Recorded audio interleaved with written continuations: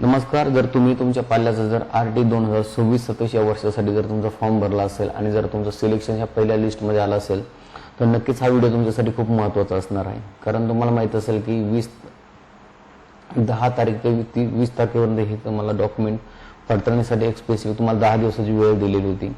काही लोकांचे त्याच्यामध्ये सिलेक्शन वगैरे होऊन किंवा ॲडमिशन पण पूर्णपणे कंपल्सरी झालेले आहेत, परंतु बरेचशा लोकांचे आणखी ॲडमिशन झालेलं नाही कारण त्याची कागदपत्रांची पूर्तता म्हणा किंवा त्यांचे डॉक्युमेंट व्हेरीफाय पूर्णपणे प्रॉपरली झालेले नाही आहेत.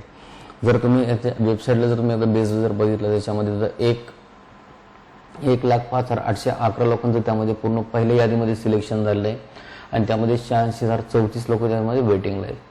आणि जर आता जर अपडेटपर्यंत तुम्ही पाहिलं की जर 39,562 खाली त्यामध्ये मुलांचं ॲप्लिकेशन पूर्णपणे ॲडमिशन कंपल्सरी झालेलं आहे. कोणत्या स्कूलमध्ये ज्यामध्ये तुम्हाला नंबर लागलेला आहे त्याच्यामुळे ॲडमिशन पूर्णपणे कंपल्सरी झालेलं आहे. परंतु एवढं जाऊन झालेलं आहे का? नाही. कारण 1,05,811 मायनस 39,562 म्हणजे कमी आणखी 80,000 मुलांचे त्यामध्ये ॲडमिशन पेंडिंग आहे. त्याचं मेन रिझन असं आहे की पूर्णपणे डॉक्युमेंट व्हेरीफाय झालेलं नाही आहेत.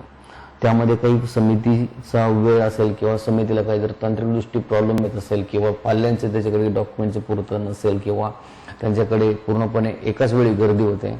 कधी काय करतं की समिती त्यांच्याकडून काही नंबर्स वगैरे घेतात आणि त्यांना ते टोकन वगैरे दिलं जातं आणि टोकन दिल्याच्या नंतर त्यांना काही वेळानंतर बोलवलं जातं आणि किंवा त्या डेटसाठी एवढा टाईम लिमिट फिक्स केला जातो. परंतु अशा काही त्रुटी असतात त्यामध्ये आपण पूर्णपणे डिस्क्राईब नाही करू शकणार. परंतु मला तुम्हाला एक सांगायला आवडेल की तुम्हाला जर तुमचं पहिल्या लिस्टमध्ये नाव सिलेक्शनमध्ये आहे तर हा व्हिडिओ तुमच्यासाठी खूप महत्त्वाचा आहे. कारण आता तुम्हाला 21 तारीख ते 30 तारखेपर्यंत तुम्ही तुमचं डॉक्युमेंट तुम्ही पडताळणी करून घेऊ शकता आणि तुमचं ॲडमिशन तुम्ही कन्फर्म करून घेऊ शकता. कारण ही खूप मोठी तुमच्यासाठी गोष्ट आहे. तुम्हाला हे 10 दिवस आणि हे 10 दिवस म्हणजे पूर्णपणे तुम्हाला टाईम 20 दिवसाचा मिळालेला आहे. तर 20 दिवसामध्ये तुमचं पूर्णपणे जे आहे डॉक्युमेंट तुमचं कन्फर्म होणं गरजेचं आहे, पडताळणी होणं गरजेचं आहे.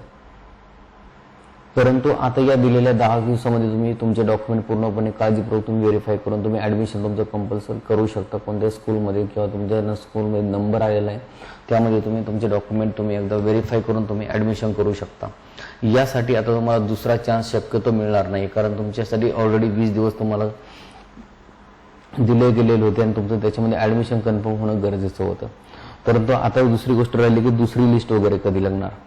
तर तुम्हाला माहीत असेल की हे ॲडमिशन RTची प्रोसेस खूप संथ गतीनं चालू आहे आणि त्यासाठी आणखी थोडासा वेळ लागू शकतो. कारण आत्ताच तुम्हाला माहिती आहे की 21 तारीख ते 30 तारखेपर्यंत हे पहिल्या लिस्टवाल्यांनाच वेळ वगैरे दिलेला आहे.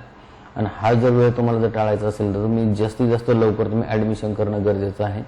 आणि जरी तुमची 30 तारीख तुमची लास्ट वगैरे झाली तर सर्व्हरला अपडेट होण्यासाठी खूप वेळ लागतो. तुम्ही पाहू शकता की आता फक्त 39,562 ॲडमिशन याच्यामध्ये कन्फर्म झालेले आहेत. कारण हे पण अपडेट होण्यासाठी खूप वेळ घेतो. तर यामध्ये दुसऱ्या पालकांची अशी थोडीशी मनामध्ये खंत असू शकते की भाई आम्ही जर फॉर्म पूर्णपणे सबमिट केले आमचे डॉक्युमेंट व्हेरीफाय वगैरे झाले तरी सुद्धा आमचं ॲडमिशन वगैरे असं कन्फर्म झालेलं आहे का नाही आहे. परंतु सर्व्हरला अपडेट होण्यासाठी वेळ लागत असतो त्यासाठी तुम्हाला थोडंसं थांबणंही गरजेचं आहे.